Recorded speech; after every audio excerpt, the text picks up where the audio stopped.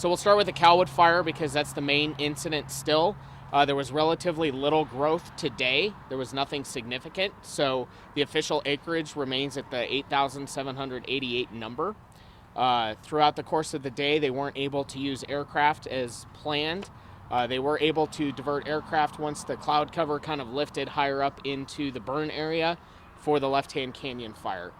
Right now, the Calwood fire is estimated to be 15% contained. There was no additional structures lost today during suppression efforts, and those are ongoing. Tonight in the Calwood fire, night operations will include patrolling for flare-ups and hotspots, and then intensive fire suppression efforts will resume again tomorrow morning. At this point on the Calwood fire, in my meeting with the incident commanders, kind of the most concerning area of the fire is that northern ridge, just because it's really difficult, really deep, really rocky, steep terrain, and there's just a lot of fuel availability in the area. One of the things is that the ridge along the South St. Vrain, as it aligns with the winds as they move through the canyon, that's also something that kind of has them concerned. And so that's just kind of the mindset going into tomorrow. We were able to get some damage assessment teams into the Calwood fire today. We were able to confirm there's 26 structures lost, most of them on the eastern side of the fire. Those list of structures are being posted on the Boulder OEM website and those homes. The Sheriff's Office has attempted to contact all of the homeowners prior to making that list public. We have contacted a majority of them.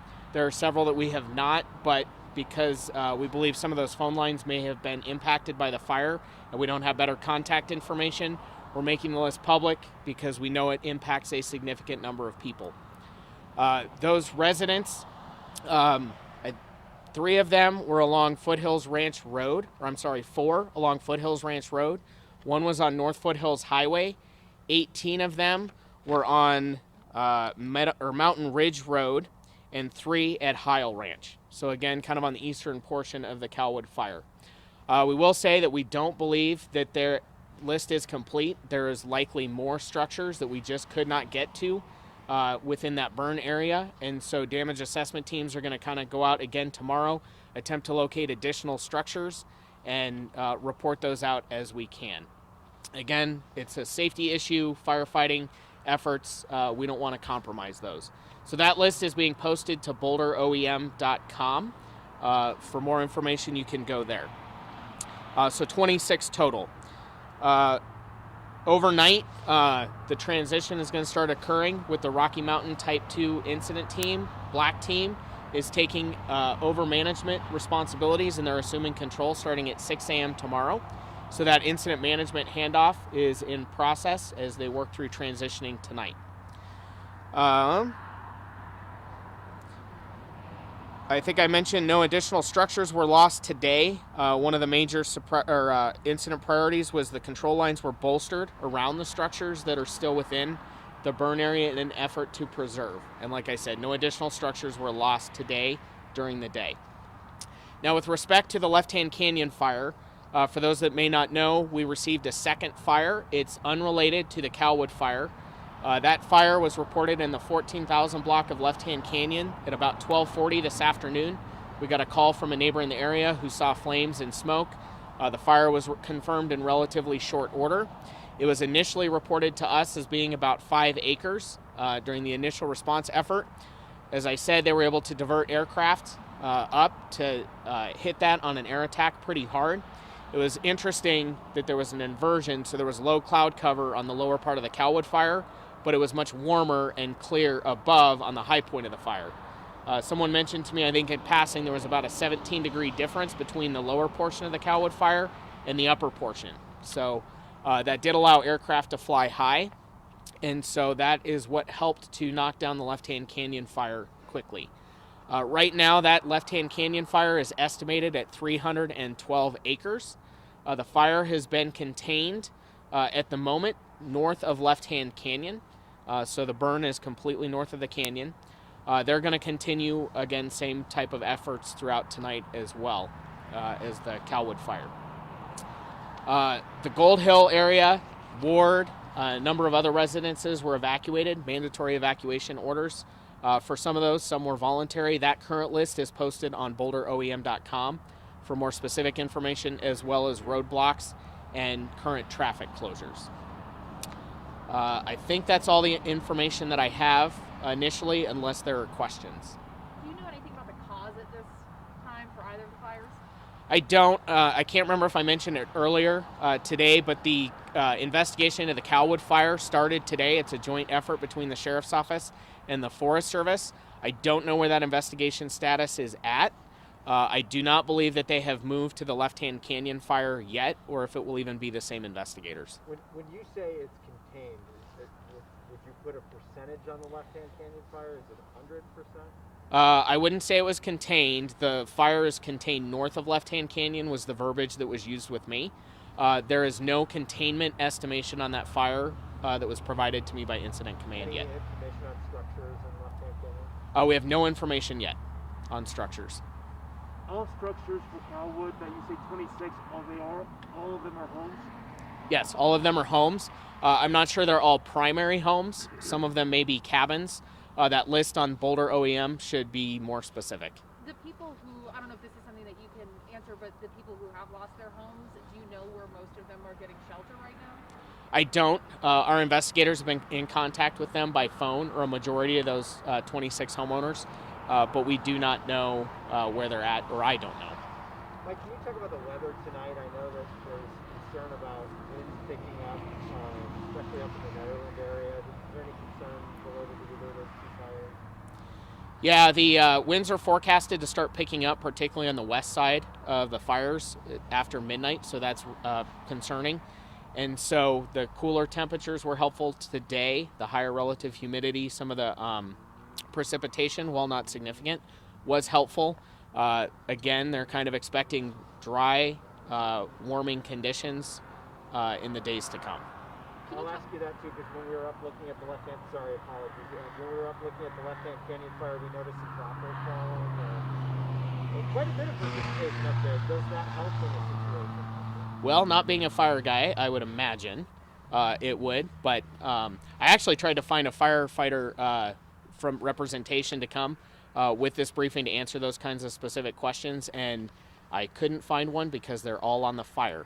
So they're still throwing every resource they have at it, and so I can get you a more specific answer. But yes, I think generally speaking, it's helpful. This may be a question for those fire guys as well, but the fact that there wasn't significant growth on the Calwood fire today, what do you guys attribute that to mostly? I would say fire suppression efforts. So I don't know. I think today was a much calmer weather day. The winds, I know, were much calmer. And again, the cooler temperatures, the higher relative humidity was all very helpful. But yeah, the fire team would have to be more specific. You might have mentioned this already, but how many engines do you guys have up there and crew numbers? I don't have a current resource list. I actually forgot to get it when I left the incident command post, but we'll get those numbers and then post them online.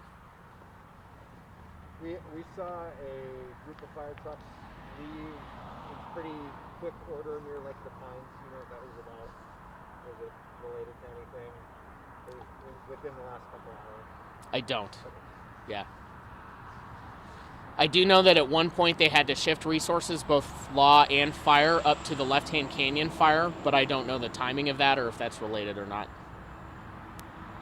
We have a lot of people who've been watching wondering what's the best way to help out. If they're curious about that, who should they contact? So the best point of contact right now for helping out, whether it's by donation or volunteer time, is if you go to the Boulder OEM website, boulderoem.com, there's a button called Donations or Volunteer, and that's kind of a portal to be able to put your information in, how you believe you can help or contribute, and then there's a staff at the Emergency Management Center that will help facilitate the proper connections and get people engaged. I did remember one thing I wanted to bring up. There was an alert issue earlier on NOAA Weather Radio. I think we have posted the information on it, but just in case there's any questions. One of the issues with the Left-Hand Canyon fire is it spiked so quickly and grew very quickly. It was a wind-driven event. It was warm, and so there were concerns around evacuations. There is minimal, if not any, power within any of the evacuation zones right now. which obviously compromises home phones if there's cordless phones, things like that, as well as just potentially damaged infrastructure. So with needing to warn people quickly and get that out, the decision was made to launch an emergency alert through the NOAA weather system. It was determined that there was a third-party coding issue that stripped the coding off the message and overgeneralized it. And so that created a lot of confusion in Boulder, Longmont, and I believe even into Broomfield, is what I heard. That has since been remedied. It was not a known issue, and again, it was a third-party issue with coding. So there's more specific information on our website about it, but that was the cause and the reason behind that notification failure. Do you anticipate any changes to the current evacuation orders in the next 12, 24 hours? Incident Command did not expect any changes within the next 24 hours, either expanding or contracting. But as I mentioned earlier today, road restrictions, roadblocks, closures, evacuation areas, those are under constant reevaluation because we don't want to keep people out any longer than necessary because we understand it's a significant impact both to the community who travels through as well as homeowners in the area. Thank you, Mike. Thank you. All right. No problem. I think that was all the significant stuff. Do you know how long that fire investigation, any kind of timeline that you can give for how long that may take them? I don't. My own personal experience is it just depends very circumstantially and how quickly they can pinpoint where it originated and then work through what those causes are. And there's just too many factors to really be much use in prediction. All right. Thank you. We don't have a time set for tomorrow morning. And so we'll message out. We'll try to give an hour's notice at least again. I know there was a couple short ones that just popped up by nature of how dynamic these events are. But we will do our best to try to make sure that you guys have at least an hour notice to get here. The plan will be to continue any live in-person briefings we will do here in this parking lot at the Boulder Ranger District. Thank you. All right. Thanks.